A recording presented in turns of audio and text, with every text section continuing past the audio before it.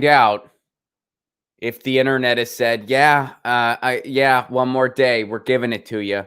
One more day. And I have to see it everywhere. I wait a little extra to make sure that I see it everywhere. If I don't see it everywhere, well, then maybe it's not happening. Is anything being realized? Is anything being realized? That's the real question. You know what I mean? Right? Huh? Something. It's Wednesday. That's the last day of full live streams on this show. Tomorrow, you're going to find out. Ted has a date. The College Roommate series continues, and Ted has a date. That's happening tomorrow. But first, what's up, everybody? Good morning if you're in my time zone. Good afternoon if you're in a different time zone. Good evening if you're somewhere else entirely. And good future if you're in Australia or somewhere like that. How's the future? I hope it's awesome. I'm Ron Placone. This is Get Your News On with Ron. I hope you are staying safe. I hope you are staying well. I hope all of your dreams have come true. Do you have a dream? Hope they're all true. All of them. Every single one. Let's thank the people who make this show possible. To start, our friends over at ZT.com, ZHITEA.com. Their tea kind of rules, and you can get their tea wholesale now because of the pandemic. Check that out. You guys know me. I really have been obsessed with the raspberry pecan, with the white China peach tea. Such a good tea. You can get it all wholesale, CT.com, ZHITEA.com. They supply the tea to Get Your News On with Ron. And our friends over at TreeAgeOil.com, thanks for the recent care package. They make topical pain oil you put on your body. It has done wonders for my neck. It is a THC-based oil infused with a couple all-natural ingredients, and it really works wonders for pain. So check that out, TreeAgeOil, TRIAGE oil.com. All right, so my guest today, I'm really fascinated to talk to this guy. So we have been covering all of the quote-unquote economic stimuluses as it's been occurring on this show. And this pandemic has really been eye-opening as to how much of a complete corporate coup, banana republic, the United States really is. The federal government has completely turned its back on everybody except for Wall Street and the billionaires and the ruling class, really, the donor class. They basically said, hey, Wall Street, airlines, 1%, here's a blank check, do whatever you want. For the people, they said, here's a one-time $1,200 screw you check, pretty much. And one of the components that we covered on this show was the PPP loans. Now, these were loans that were supposed to go to small businesses. But a lot of actual small businesses never saw any money, or they saw very little money.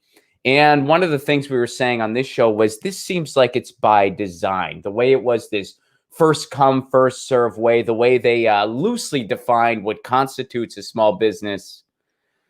Well, there's an organization called the American Small Business League that is doing something about this. In fact, they've actually sued over this entire issue. And breaking it down for me is Lloyd Chapman. Lloyd, welcome to the show. Thanks for having me. It's a pleasure to be here. So what's going on? Who exactly are you guys suing? And what is going on? What happened with the PPP loan from your analysis? Well, we're suing the United States government under the Freedom of Information Act to force them to release the names of all the firms that got the PPP loans and the exact amounts that they received. And the PPP loan program, by the way, I have to compliment you. I've never heard anybody explain that so accurately and concisely as you just did. Oh, thank you. Oh, yeah. To tell you the truth, yeah, you hit the nail on the head there, brother. You know exactly what's happening. So the thing that I want people to realize, a couple of things. According to the Census Bureau, 97% of all U.S. firms, excuse me, I take it back, 89% of all U.S. firms have less than 20 employees, and they're responsible for over 97% of all the net new jobs. Think about that. Companies with 20 employees or less are responsible for over 97% of the net new job. This is U.S. Census Bureau data, right? The other thing I want people to realize is the largest economic stimulus program ever passed by Congress for the American people is the Small Business Act. And that was passed in 1953 by Eisenhower. And today that law mandates that a minimum of 23% of all federal contracts go to small businesses. So getting back to the PPP program and all the abuses that you talked about, that's typical. I mean, what we're seeing in the PPP program where billionaires and Wall Street guys and publicly traded companies are getting small business funds, that's gone on for over 20 years. And this is just stereotypical. I was listening to your podcast with Peter Joseph. And by the way, that guy's by the way, I've listened to that podcast over and over. You guys, that was fascinating. Thank you. Yeah. That was, you and him should do a show like every week. You guys are great together. I'll let him know that. I'll let him know that. That was actually incredibly stimulating to hear y'all, talking about that, because you're talking about things that most people don't understand and don't realize, right? But he said that income inequality is the biggest problem in America. And gosh, I've never heard anybody say that before. I mean, I know that that's true. I'll be 71 in December. I've been suing the government for 32 years, and I've never heard anyone say that before. And the biggest problem in this country is economic inequality. And the PPP program is just the latest example where hundreds of billions of dollars that should be going to legitimate small businesses, in my mind, companies with, I'll say, less than 50 employees, actually went to Wall Street billionaires, publicly traded companies, and some huge, huge businesses, right? But it's just the latest example of how corrupt the government has been. It's crazy. It seems like they did everything to make sure that happened. It seemed like it was just so clearly by design, because as I mentioned quickly in the intro, they said this is what constitutes a small business, and it was very loosely defined. And then they had this first come, first serve method of getting funds to people. So what do you think is going to happen? Who do you think is going to get their very complicated application in time? The quote, small business, quote unquote, that has teams of lawyers working on their application day and night. So as soon as the application process is open, they'll just hit send. Or the actual small business that's maybe being run by a family that maybe isn't sure what the future is going to look like. Maybe they're not. Maybe they're having to deal with their kids. Like the kids are out of school. What are we going to do? The world is changing. What are we going to do? What are we going to do for our employees? And they're juggling all these things. And they just have time to start the application when it becomes available. Who do you think's going to get that money? Exactly. This is a no-brainer. Exactly. I again have to compliment you. You're the first person other than myself that I've heard say this was by design. And you're exactly right. It was designed. Other people have said it too, but thank you. Really? I haven't heard it. I haven't heard it. Said it too, but well, I'll take the compliment. I'm not good at taking compliments. So think about this. 89% of all the firms have less than 20 employees, right? And Congress knew that. And so they wrote the legislation so that companies with up to 5 employees per location get the money. Think about that. So hypothetically, you could have 1 million employees, but as long as you didn't have more than 500 in one location, you qualified. That's where they went wrong. That's where they went wrong. And then the implementation, by the way, I saw that there was a lawsuit against the banks. The banks showed preference for these big loans. They were getting fees. Let's just say this: it's much easier if you're a bank to process a PPP loan for 30 million and get your money on that than process 60 different loans for 500,000 or something like that, right? Or 600 for 50,000. So the whole thing was designed to show preference to big businesses and to the detriment of legitimate small businesses. So this is just, again, you can go on the internet and search on Fortune 500 firms getting federal small business contracts or corporate giants getting federal small business contracts and see those stories going back almost 20 years into, I think, 2002. But this is just the government, the way they operate. The other thing that I find crazy about this is they let the Small Business Administration administer this program. The SBA's annual budget is around $700 million. And they're charged with the distribution of over 500 billion and 5 million loans. There's no way in the world they could do that, right? Something that I have not seen in the media is that once the pandemic hit and the economic crisis hit, President Trump proposed cutting the Small Business Administration budget for next year. So the only agency in government to help the 30 million small businesses where most Americans work, he's proposed to cut the budget. No one's mentioned that in the national media. But well, so getting back to this lawsuit, what was it? Because I remember there was that particular moment where Steve Mnuchin was basically just like, yeah, we're not going to tell you where the money went. We're just not going to tell you. I mean, what basically happened, and this goes beyond the PPP, this goes to basically all the stimulus, was our government, I mean, other governments around the world, and I'm not saying anybody got it completely perfect. I don't think that's possible. No one did. But other governments around the world were basically like, okay, we're going to get people resources to survive because there's a pandemic going on. And by the way, when you provide for people during a pandemic, that's not, quote unquote, giving a handout. That's what a federal government is for. There are a number of things, whatever your political leanings are, there are a number of things that are pretty much indisputable that this is what a federal government is for. One of them is, if we have a pandemic that happens once a century, as of right now, hopefully we don't beat that record, going forward, but it happens about once a century. When it happens, the government has your back. Why? Because that's one of the reasons you pay taxes or at least that's what you're told. That's one of the reasons you pay taxes every year. So it's what you're supposed to do. But what the United States government did, essentially, and it's barest nuts and bolts explanation, they said, hey, banks, here's a bunch of money. Do what you want with it. We're going to go on vacation. That's basically what happened. Yep. So what spawned this lawsuit? Like when was the point where you guys put the wheels in motion? Oh gosh, we filed it about 4 months ago. We just found out yesterday that the judge is going to issue her ruling based upon the information that's been provided so far. We filed the motions for summary judgment motion, which is where you're telling the judge, we think you've got enough information, to make a decision. So we filed that several months ago, and there was a case management conference last Friday, and the judge has indicated that she's going to make a decision based upon the information she has. So we're waiting, for them to do that. I would bet money that they won't release the information until after the election. So again, I've been suing the government for 32 years. I've won about 110 freedom of information legal battles against the government. And I can tell by the way they act, what they're trying to do and how damaging the information is. And I would say the information in this PPP loan thing must be very, very damaging for them to be fighting so hard not to release it.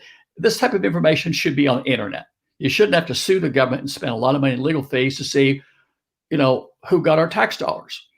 My opinion is that the expenditure of our tax dollars should be completely transparent. As Americans, we should be able to see exactly who's getting that money.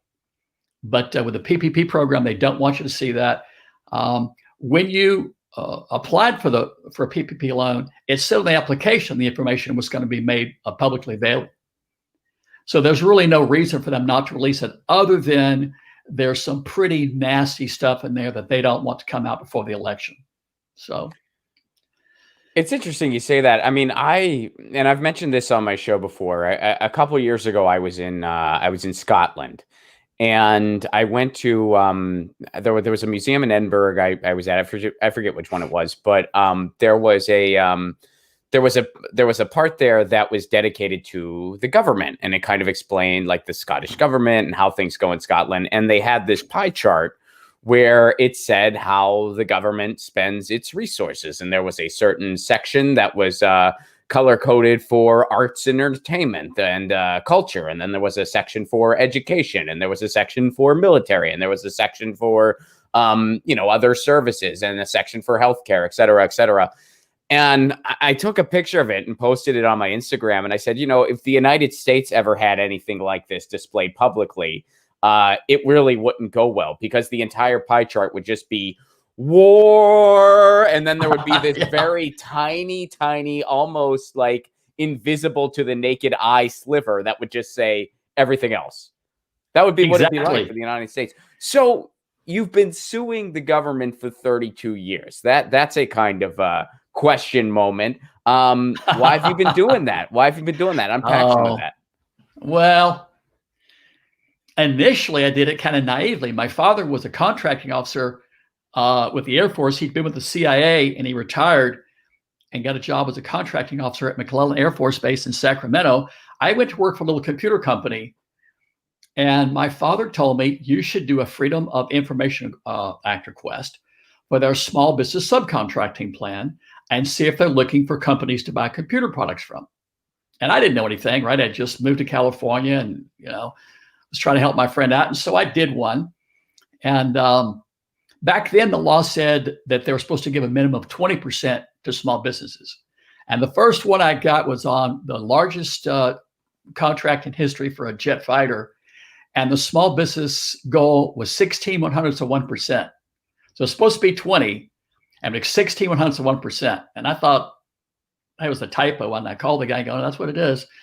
So back in those days, I knew Barbara Boxer, who was our Congress person at the time, and I called her, and she put me in touch with Les Aspin, who was chair of the House Armed Services Committee.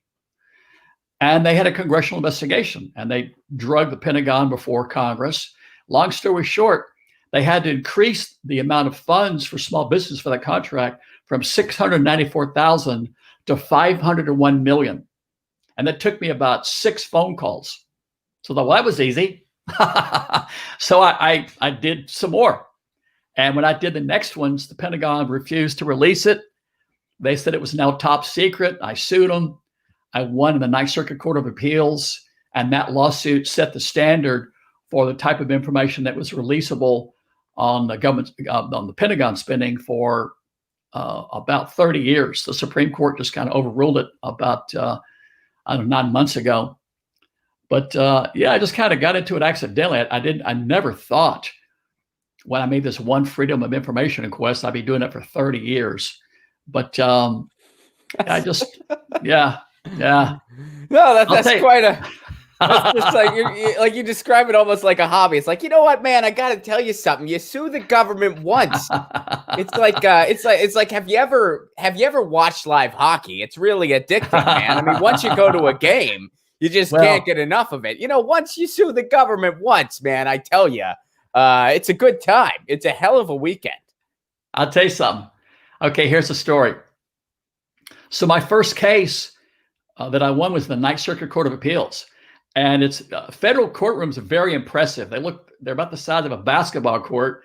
And the judges sit up on these big pedestals. I think there was 5 judges. And it was very intense. It was very intense, right? And I almost jumped up and started talking several times. I had to just, I want to just jump up and start talking. But during the course of the trial, the judges were screaming at the Justice Department attorney that was there representing the Pentagon, and she started to cry. And I'm sitting on the front row holding onto this wooden fence to keep you out of the area where the judges are. And this woman's crying. The judges are screaming at her. And it concluded. And I walked out the door. And there's these big, giant swinging doors. And I stood out there in the hallway. And this woman came out with a big, giant briefcase like pilots have, big square briefcase with the tops folded over. And she was just crying. And it was a very unusual moment to have been in the Ninth Circuit Court of Appeals, which is one step below the Supreme Court. And I clearly just destroyed, the Pentagon and their lawyer in federal court. And it was very empowering. It was really a very unusual feeling. It was very empowering. And I'll have to say it was fun. I've seen attorneys for the government in tears on, I think, 3 occasions now, because the judges get really mad and they just start screaming at these, people, right? But and it also kind of leapfrogged. It sort of just went, they were connected to some degree, right? But and by the way, when you sue the government on the Freedom of Information Act and you win, they have to pay your legal fees. Mm-hmm. So largely for 30 years, the federal government has paid me to sue them and uncover hundreds of billions in fraud. And Well, why do you think you win so often? Like what is it? Is it just that? Is it as simple as? Well, because like let me answer like the motivation behind my question. Is it as simple as they just blatantly withhold stuff to see if they can get away with it, and if somebody just calls them on it, well, the law is very clear, and they very clearly violated it. I mean, is it that simple? You know what? Kind of. Plus, I have to say, after 30 something years, I'm good at it.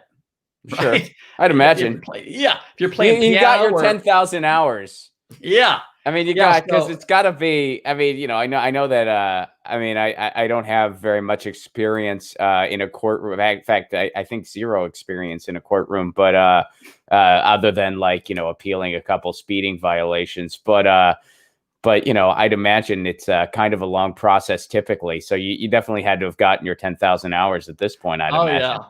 Oh yeah. It's the other funny thing is, see, I've done it. I've had as many as 12 cases against the government at one time. Right. Wow. And that's an interesting story. I'll tell you maybe later. But so I've done it so much, and the attorneys for the Justice Department, they turn over a lot. Right. So I'm going against someone who this is their first time doing it, and I've done it for 30 years. So is it like a rite of passage for them then? It's like, oh, have you had your first Chapman lawsuit yet? You'll get. That's when you know you got your wings. Once you get your first, once you see Chapman, he'll show up. Oh man, now you know you're a vet. You're one of us now. They do know me down there. In fact, I'm very proud. In my most recent victory, Judge William Alsop described me as being in a David and Goliath battle against a big government and big business. And he accused the government of suppressing evidence and covering up evidence. So I might have that tattooed across my forehead, you know, David and Goliath battle against big government, big business. But in fact, I'll show you something, okay? So I spent $1 million in legal fees and 7 years in court because I asked the Pentagon, may I see the names of the companies you're giving small business contracts to? Can I just see? And I won that case.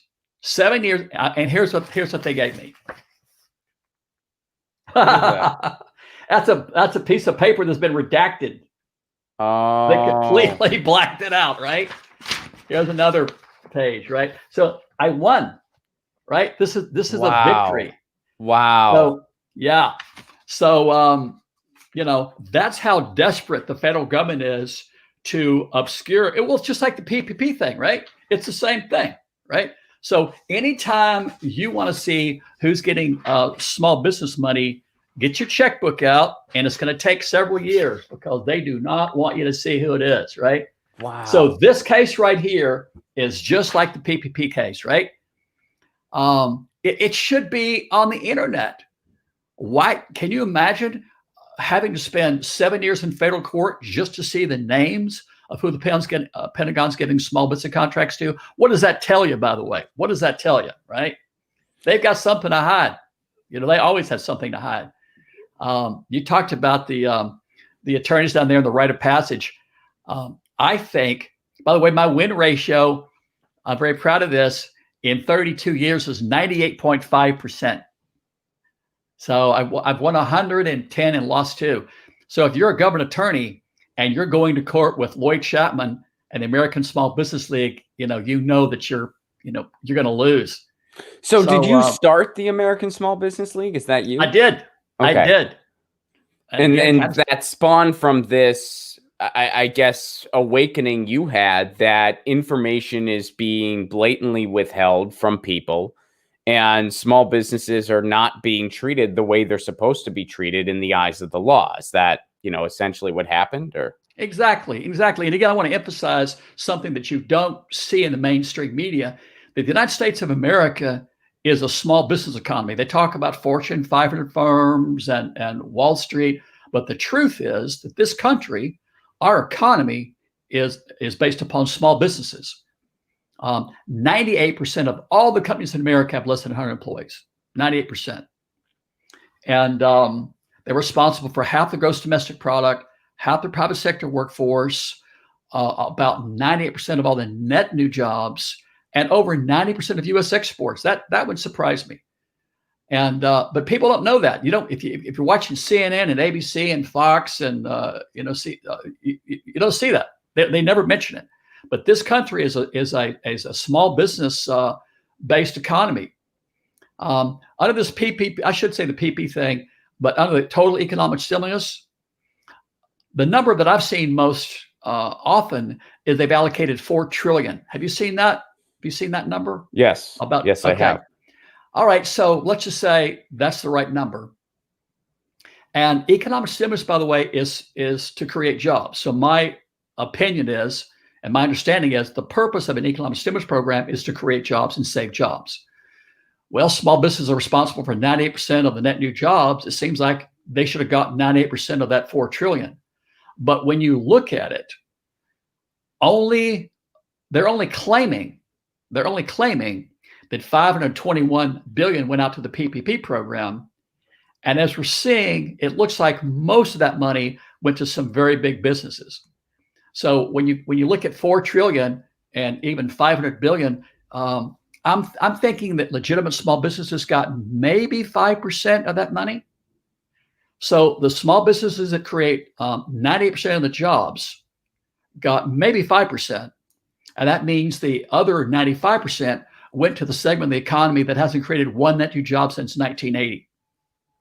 By the way, one of the things I've uncovered in all these lawsuits is that today, while you and I are talking, over 97% of all federal spending goes to less than 1% of the companies in this country. And that segment, in addition to not creating any jobs, many of them pay zero federal income tax. I'm sure you're aware of that. Some huge, multi-billion-dollar Fortune 500 firms pay zero federal income tax. And think of what the long-term economic downturn is going to be if we continue to spend 97% of all of our tax dollars, your tax dollars, my tax dollars, we spend with companies that A, don't create jobs, and B, don't pay taxes. I think it's going to, bring about a huge economic downturn. Again, well, I think it already has. Yeah. I mean, I think it definitely already has. And I mean, going on what you just said, I think the one factor that makes it a little different contemporarily is the pandemic. And again, you look at what happened in other countries where, okay, we're going to cover people's wages so that when this is all over, they can just go back to their job. And then, all these small businesses, all these, companies that need the support, we gotcha. Whereas here in the United States, yeah, all the major corporations, all the biggest companies that didn't need the help anyway, they just got a blank check. They just got whatever they wanted. Some of them just didn't pay their rent. They're like, well, we're not paying the rent, whatever. Whereas small businesses actual small businesses were just left out in the cold.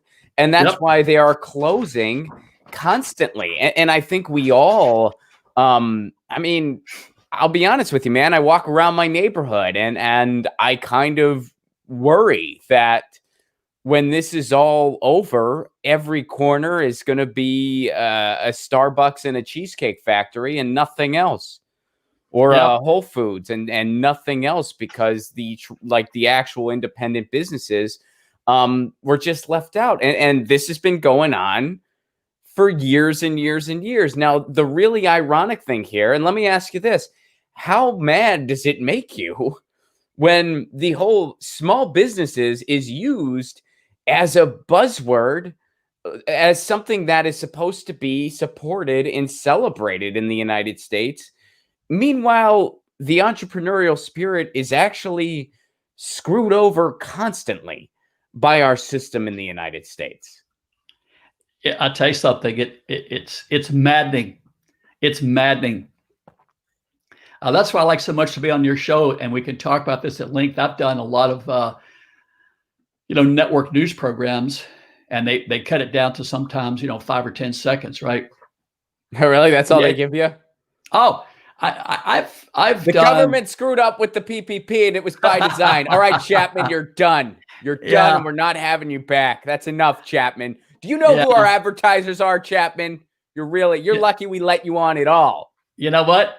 you're again, you're very, very knowledgeable on this stuff. I'm surprised nobody knows this, but yeah, you can't go on national television and talk about Fortune 500 firms cheating the middle class, because that's who's advertising on national television. I've actually had some specific examples happen to me. CNN came to my office with two people and to film a story about me about 15 years ago. And I mentioned two Fortune 500 firms that are getting federal small business contracts, and they didn't air the segment. They didn't air it. They didn't, because I mentioned. You called them out? Of course. That's not. right. We talk about the corporate media a lot on this show. It's a common theme here. And I know it might be surprising. I'm just a comedian in my living room and I talk to a cat. But we do talk about this stuff on my show. And, it's just watch it for 5 minutes and it will tell you everything you need to know. And when I'm saying watch it, I don't mean just watch, whatever they're pontificating about, probably nothing important, but wait for the commercial. And when you see the commercial, what are you going to see? You're going to see weapons manufacturers. You're going to see oil and gas companies. Do you think they're trying to get the word out? Do you think that people in this country are like, my car hasn't gone for a while. It just sits there and it doesn't go. I wonder what I need to do. Oh, wait, I just saw a commercial. I have to put gasoline in it. I didn't know that otherwise. I'm glad there was that commercial. Do you think that the average consumer is like, you know what I'm really in the market for? A new tank. Let me hear from Halliburton and their cronies. I need to get a new tank. No. So why are those companies advertising on cable news? They're buying favorable coverage. That's what they're buying. That's why you don't hear about what the Amazons of the world are doing. That's why you don't really hear about what's really going on with climate change. That's why you really don't hear about what our empire is doing around the world, setting the Middle East on fire at the behest of oil companies. That's why. Again, I've never heard anybody express that as accurately as you have. To tell you the truth, I've never heard anybody. I'm shocked. Folks, I am not paying Lloyd to say any of this. I am not. Well, you know what, to tell you the truth, Rod just books people and he's like, you got to compliment him 5 times within the hour. You don't get invited back. Yeah, you're preaching to the choir. Yeah, I'm very much aware that, for example, here's what I've noticed, and I'm sure you've obviously noticed it. You've got defense contractors advertising on national television. Mm-hmm. Why? Why? Why are these defense contractors advertising? They do it particularly Sunday afternoon, I've noticed, right? Why? Because you're getting back from church, Lloyd. Yeah. You're getting back from church, and it's like war. Yeah. The other thing, by the way, the other thing. So clearly, by the way, and I actually saw a story about this 20 years ago. By the way, I saw an article about this. But yeah, they're basically paying the media not to run negative stories on them. Mm-hmm. I'll tell you something that's happened to me lately. I heard you talking about you were in a bad car wreck in 2013 and hurt your neck, right? Something happened to me about a year and a half ago. My neck hurts every day. And I was a State Farm customer and had been for like 30 years. And State Farm does a lot of advertising. I was went to the theater for the first time in several months the other day and saw a movie. State Farm's advertising in a movie. I'm watching television, they're advertising. Google State Farm bribery scandal. Oh, really? State Farm pled guilty to racketeering and paid a $250 million fine for racketeering to avoid a trial. And they had basically, bribed some judge. Well, that never made it anywhere. To me, that's a big story. If State Farm pleads guilty to racketeering, you should see that on national television, right? That story never ran. And I just found it accidentally looking on the internet, right? That's an example. So if you're a major advertiser, no matter what you do, they're not going to run any negative stories about that, right? And but yeah, it's sad. You can't Oh gosh, the things that go on. I've been thinking about going on your show, and I've been watching your show, and my main thing that I think about is it's much worse than people think it is. So all the things that you've talked about on your show, and that people are concerned about, and that Peter Joseph, was talking about, I think it's much worse than that. It's much worse than that. It's much more sinister than that. In what way? And pardon? In what ways? Like what particularly? The level of fraud and corruption in the government is much more extensive than people would believe. I'll say that. Than people would believe. You wouldn't even believe it. There's a show on Netflix about Jean Seberg. You know that story? She was a beautiful actress who was a civil rights supporter, and the FBI hounded her until she finally killed herself. Think about that. The Federal Bureau of Investigation is. Have you seen that on Netflix? I have not. No, I have not. I'll have to. Jean Seberg. Think about that. The FBI hounds a young actress because she was a civil rights activist until she killed herself, and that's crazy. And by the way, I think that's going on today. In fact, I know it is. I know what's going on today. Gosh, what was that series I saw on Netflix? Truth and Power. On Truth and Power, there's 10, 20-minute documentaries, and they show how the FBI is going after these civil rights groups and Black Lives Matter groups, and even animal rights groups. I think it's maybe the fourth documentary in that series is about animal rights activists. So if you're a civil rights activist or an animal rights activist or a small business activist, and you're taking on the government, the FBI gets involved. And I would have never thought that, quite frankly. Well, I mean, that's been going on since, at least the 60s. Yeah. At least. Yeah.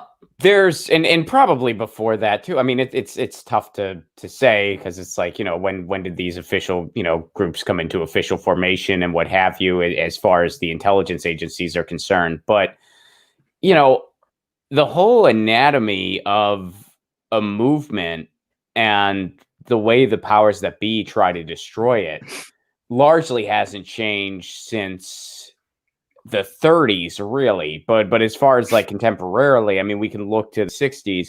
And there's a media theorist named Todd Gitlin. If you've never read him, you should check him out. He has a lot of interesting things to say on this topic, where he kind of breaks it down, where he's like, okay, first the press tries to marginalize it.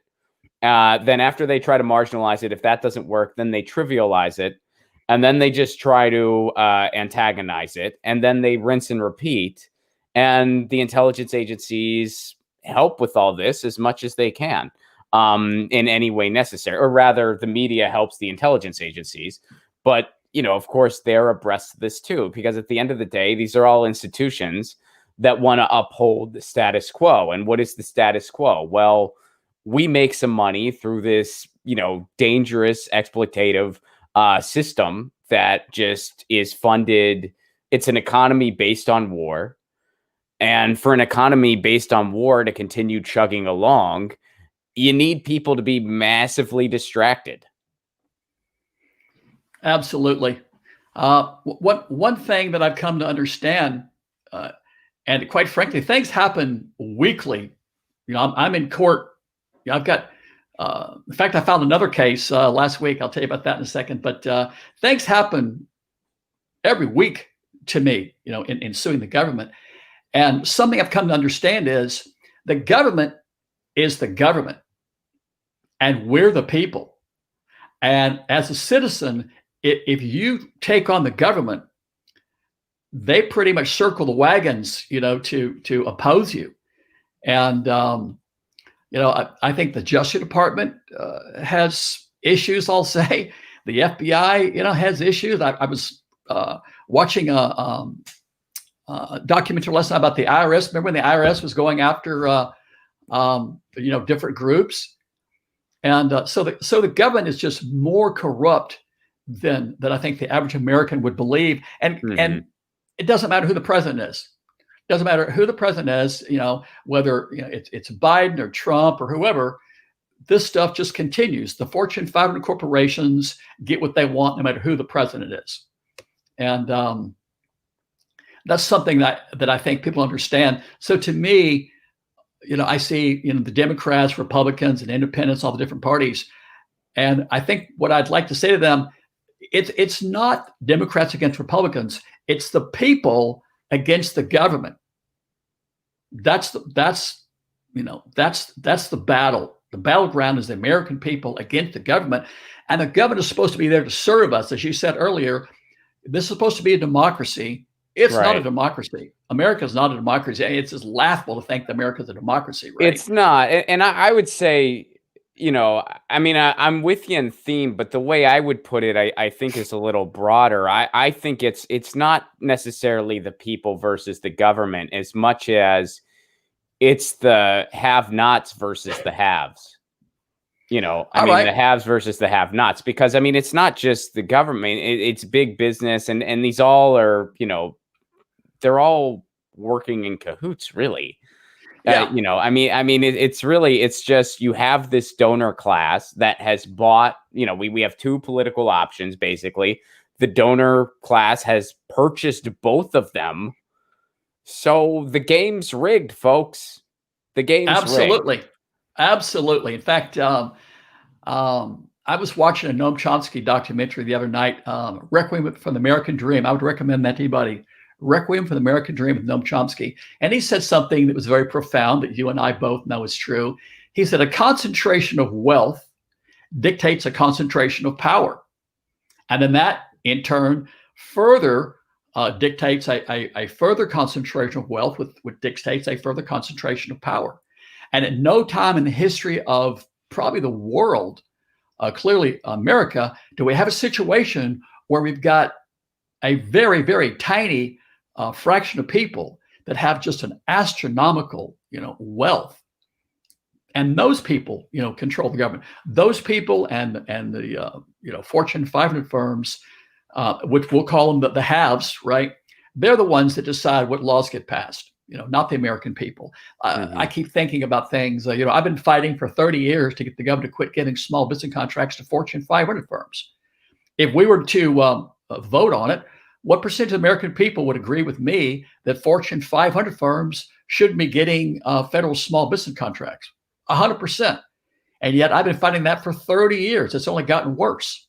In fact, this year, I would say most of the money that the government claims went to small businesses actually went to Fortune 500 firms and their subsidiaries, right? But it's very, very sad. And again, I think it's too late. I really do.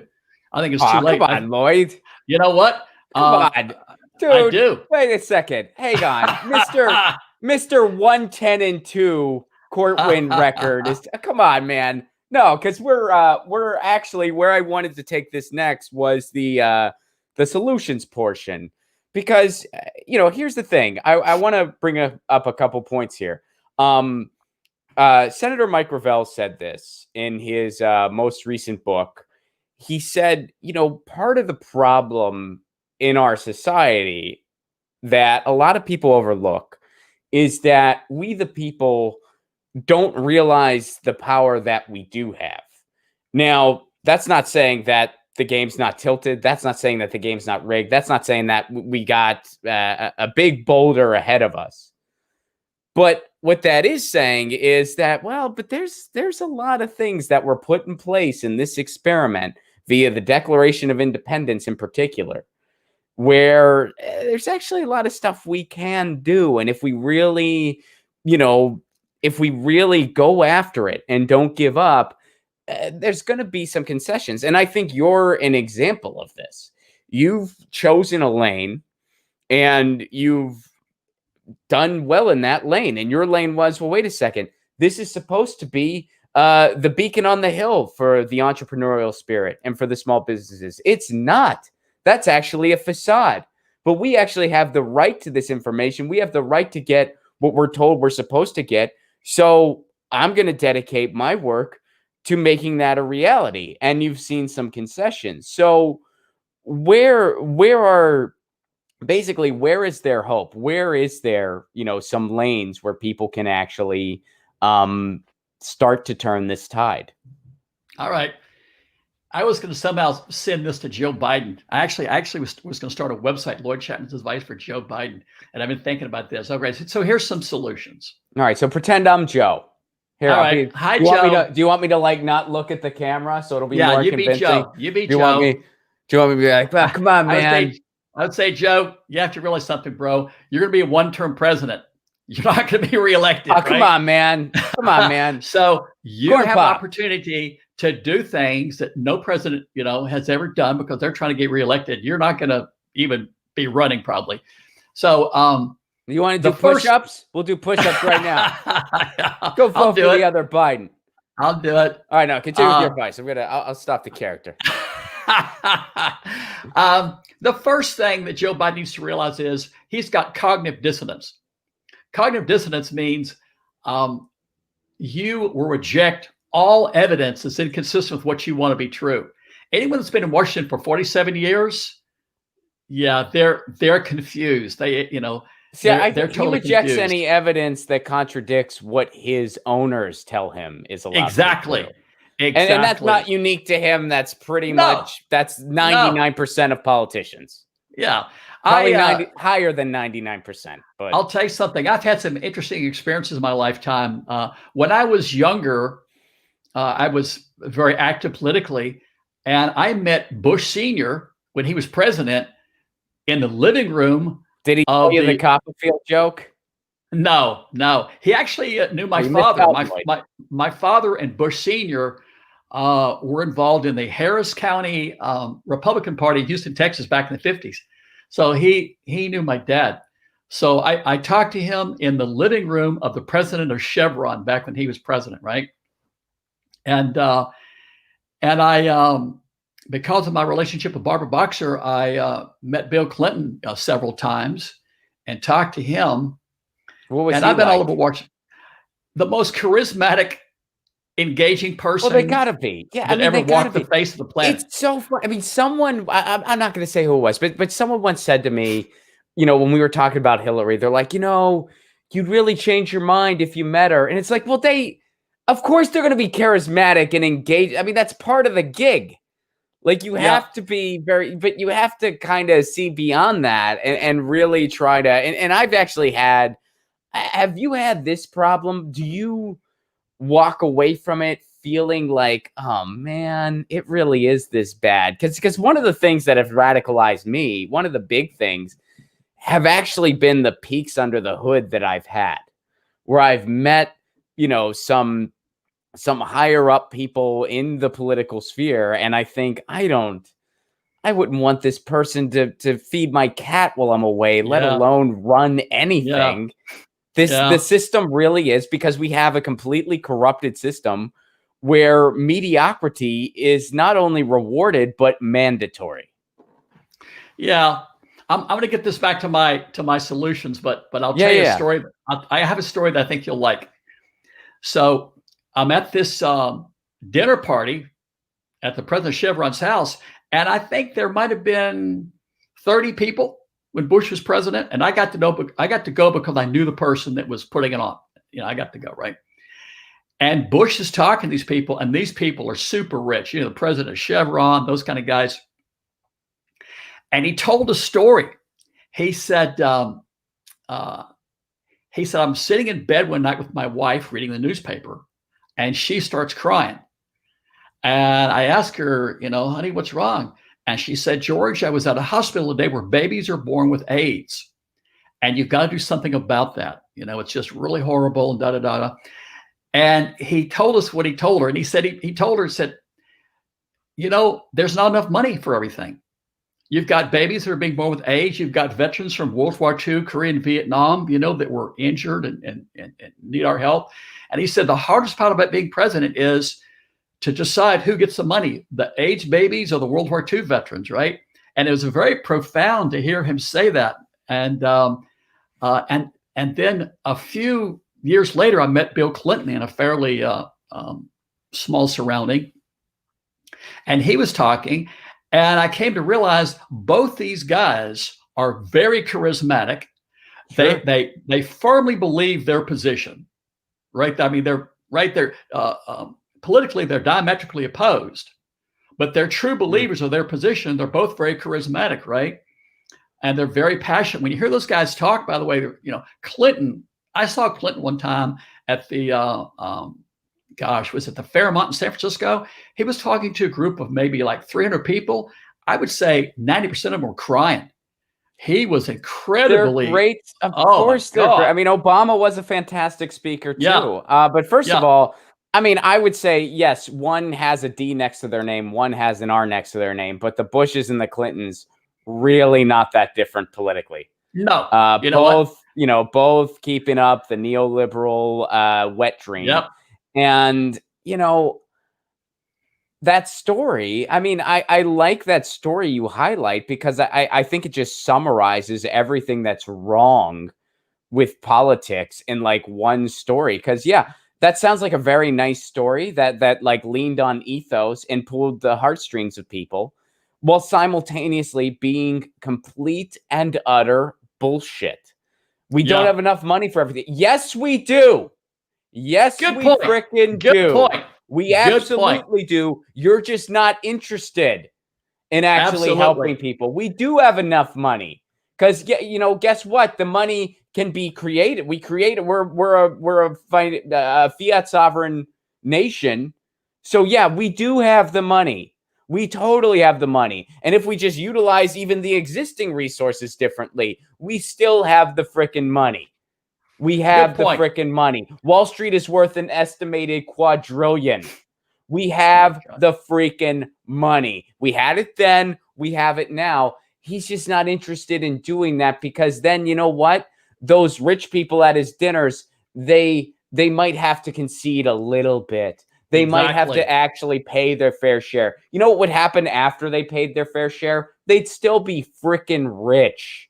But they still don't want to do it, and nobody's making them. So it's like, oh, that's a nice story, and it's completely full of shit, and probably never happened. I doubt his wife ever read some article and cried. Maybe it did. I don't really care, but it's complete bullshit. Yeah, it could be a story he made up to appeal to his big contributors. Those people in that room that night were rich. All right, let's go to solutions. Okay, let's do it. All right. So if I were the president, the first thing I would do is eliminate all the fraud in the largest economic stimulus program for the American people in history, the Small Business Act. That law mandates that a minimum of 23% of all federal spending go to small businesses. Well, that's a great idea, right? Small businesses are where most Americans work, most of the gross domestic product, like 90% of the net new jobs. Today, from all these lawsuits that I've won, as opposed to the 23% required under the law, it looks like small businesses are getting maybe 3%, right? So the first thing I would do if I were Joe Biden is end all the fraud in federal small business programs. In fact, I would increase it from 23 to probably at least 30, maybe even 35, right, percent to small businesses. The other thing I would do is, so we've got 30 million small businesses that are the heart and soul of our nation's economy. And there's one agency in government to help them. That's the Small Business Administration, which administers the 23% small business contracting program and all small business loan programs. That agency's annual budget is $700 million. The Pentagon loses about that much money every day, right? The Small Business Administration budget should be at least 10 billion. By the way, Trump has cut the SB budget every year he's been in office. So after the coronavirus pandemic hit and the big economic downturn hit, he still proposed cutting the budget for the Small Business Administration even, further. So we're going to. By the way, the other thing I would do would be, I think we need to look at the budget for the Center for Disease Control. This is going to happen again. I believe one reason this happened is because the CDC budget was only $11 billion. So the Pentagon budget is, I think, close to $1 trillion when you look at how much they really spend. So you and I and everyone out there listening and watching, we don't have to worry about getting killed by terrorists. We got to worry about dying from heart disease, cancer, the coronavirus, all these other diseases. And so the federal agency that's there to protect us from our real enemy, which is disease, has a Mickey Mouse infinitesimal budget of 11 billion, while the Pentagon budget is over $1 trillion. So I would shrink the Pentagon budget a little bit, and I would increase the budget for the SBA and the CDC, because this is going to happen again, right? It's going to happen again. And we're having all these problems because we weren't prepared for it. We weren't prepared for it in any way, shape, or form. And we need to put our money where the real enemy is, which is disease. Does that make sense? Absolutely, man. And Yeah. this is why, here's the thing. It's like, this is how systemic change can feasibly happen. There's different people that have chosen different lanes. You're the small business guy, the real small business guy, not the fake one.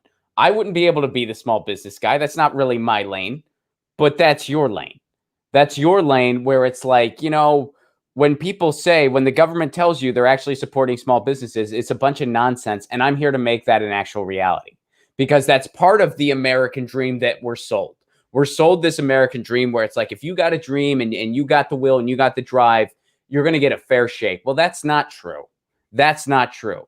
But maybe it could be. And that's why you're the small business guy. Someone else is the climate activist. Hopefully more than one person. We actually need a lot of people there. Someone else is Medicare for all. Someone else is, whatever, pick an issue. There's a lot of them. One of the things I'm a big proponent for that I try to be active on as an individual is the case for city-owned internet, municipal broadband. I try to push for that in different parts of the country. So, I feel like that's especially important, man. And I wish you all the best. Where can people go to learn more? Oh, you can go to ASBL.com or LloydChapman.com. Next week, I'm launching Lloyd Chapman's Memory Lane, where I've made videos of all the crazy things that have happened to me in 30 years of suing the government. And but people should get mad, become small business advocates, and realize that small businesses are where that's the heart and soul of our nation's economy. We need to get behind small businesses. Thank you very much, Lloyd. Let me go to the chat here for a little bit. Dan Campbell, what's up, buddy? Good to see you. I hope you are well. Thank you for letting me know I was still live the other day. Do you guys remember that the other day where like all of a sudden things just went, and I was like, am I still on the internet? It happens. Concentration of wealth dictates concentration of power. That's a quote. Yes, but any competitive game like capitalism executed long enough is going to lead to concentrated resources, a feature, not a bug. I'm with you. Red Sea Socialist, he could help the AIDS baby. This is going to the Bush story. He could help the AIDS babies in the injured vets if he would stop spending 60% of discretionary budget on the military. Amen to that, Red Sea Socialist. Exactly. We got the resources. They just don't want to use them that way.